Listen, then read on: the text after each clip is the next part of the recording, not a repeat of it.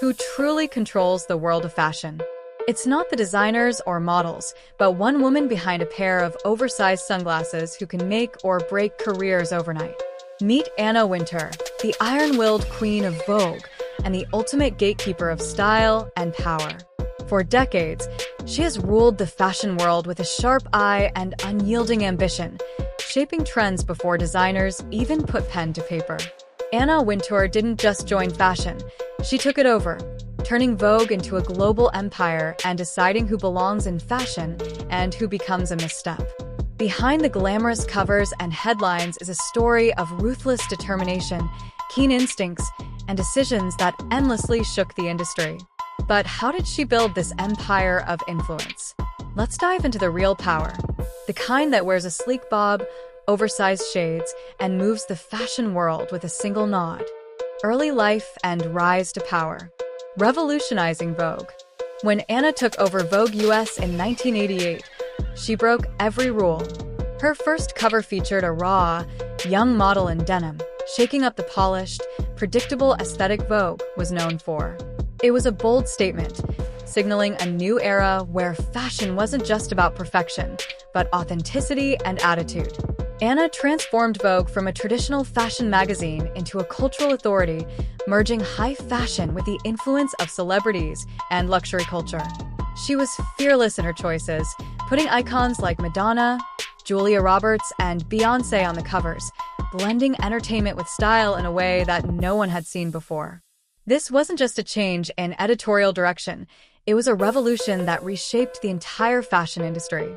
Vogue under Anna became a gatekeeper, deciding which designers would rise and which trends would define the decade. She understood that fashion was both an art and a business, pushing Vogue to embrace celebrity culture and digital platforms long before others caught on. Her reasoning was clear. To stay relevant, Vogue had to evolve and reflect the times, even if it meant making people uncomfortable. In her own words, "If you're not a little bit uncomfortable, then you're not doing it right."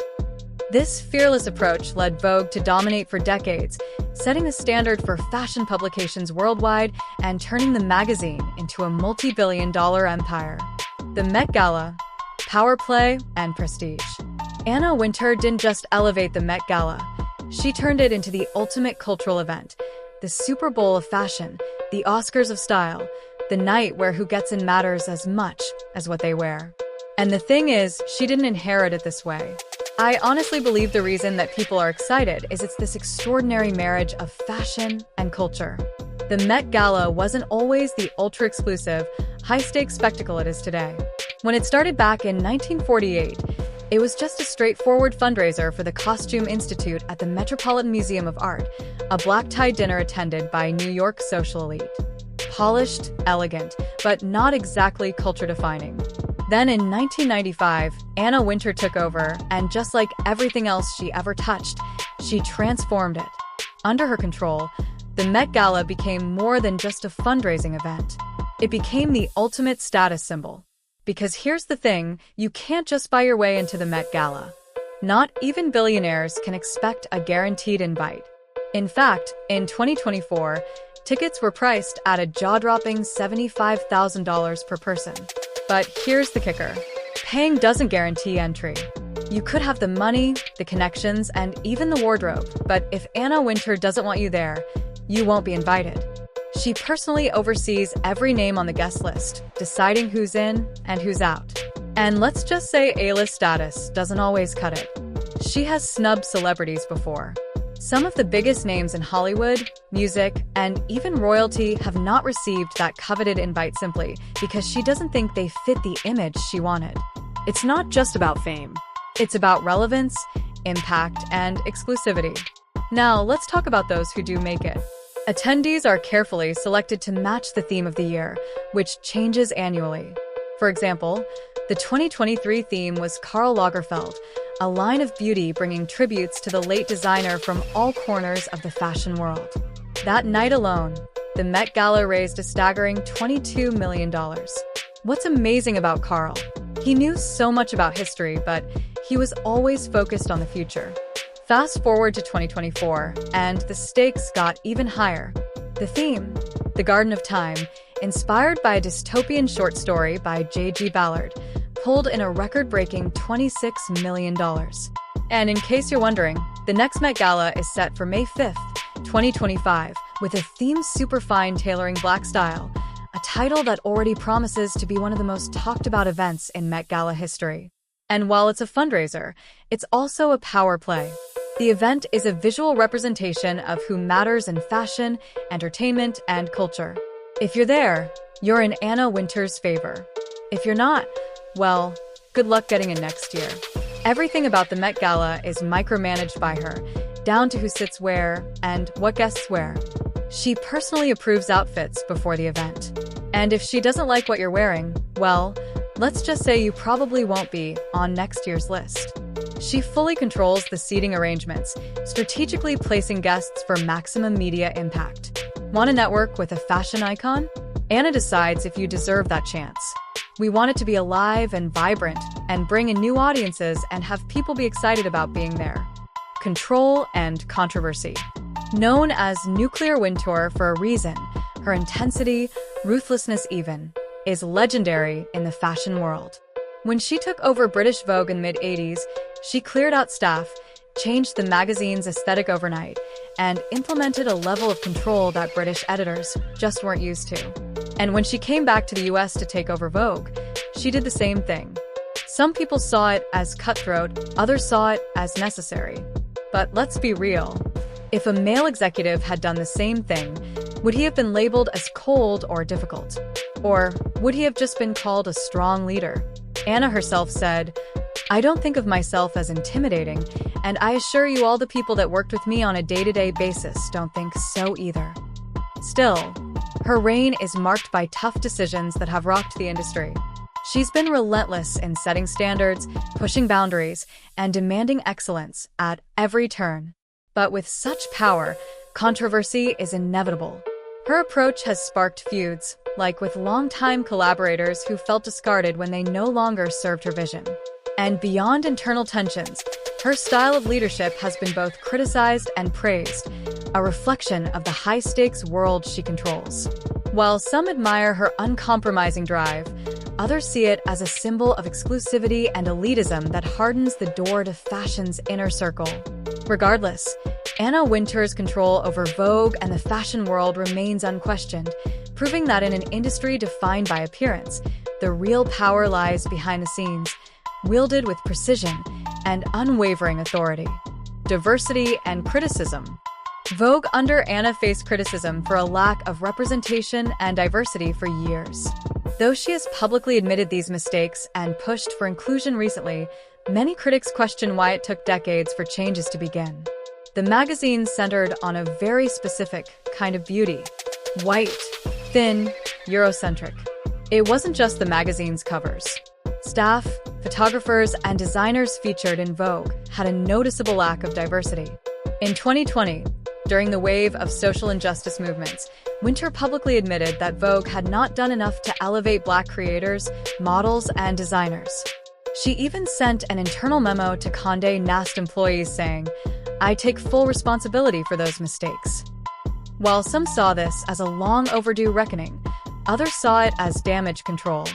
Critics pointed out that Wintour had spent decades at the top, so why did it take so long for diversity to become a priority? Some Vogue insiders even argued changes were happening so slowly that the magazine's shift to inclusion wasn't as deep as it seemed. These concerns sparked heated debates about the true commitment of Vogue to diversity and inclusion. It revealed how difficult it is to change the culture of an institution that has been set for decades.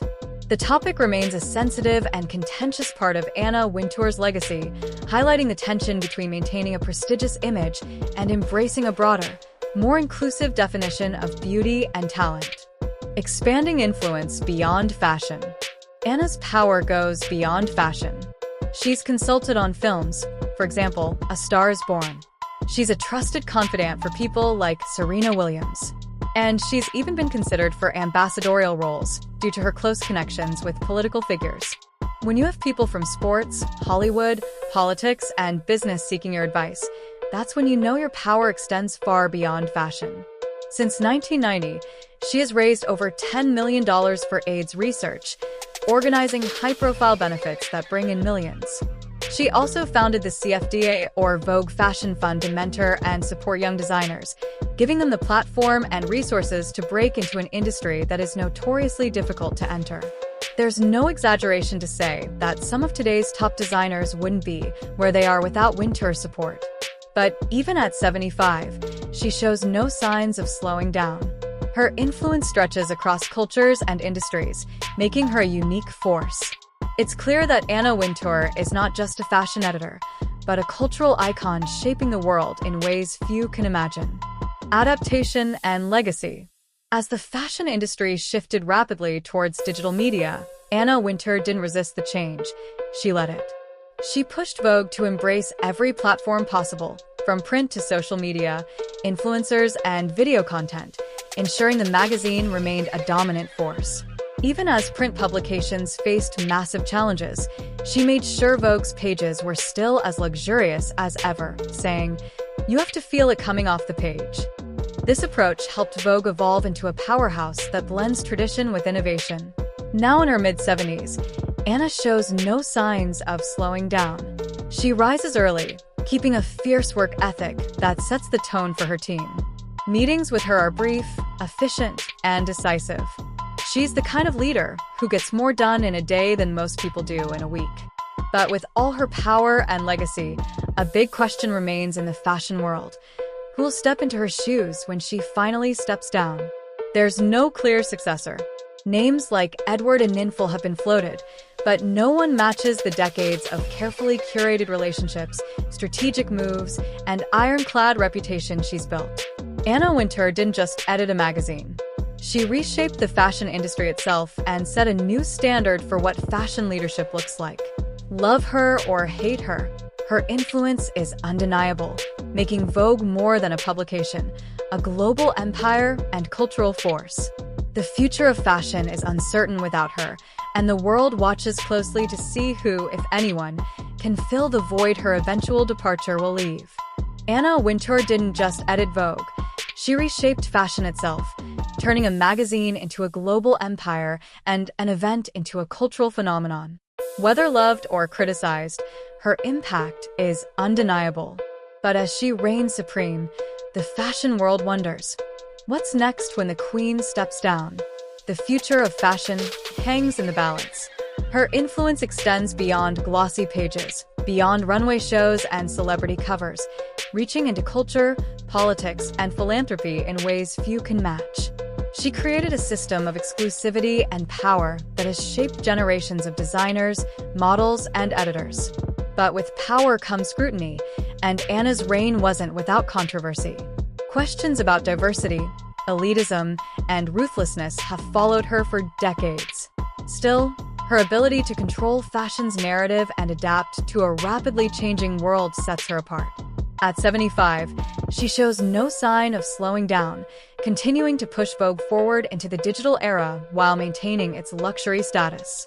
No clear successor stands ready to take the throne, which raises a crucial question. Can anyone replace a force like Anna Wintour? The answer might not be simple. The industry she shaped is evolving, demanding new leadership that balances tradition with innovation, power with inclusivity. Anna's legacy is a testament to the impact one determined individual can have, but it's also a reminder that the world she ruled is far from static. As Vogue moves into its next chapter, the fashion world will watch closely to see if it can find a new leader who can command the same respect, influence, and vision. Until then, Anna Wintour remains the undisputed queen of fashion, a symbol of power, control, and transformation that forever changed how we see style, culture, and celebrity.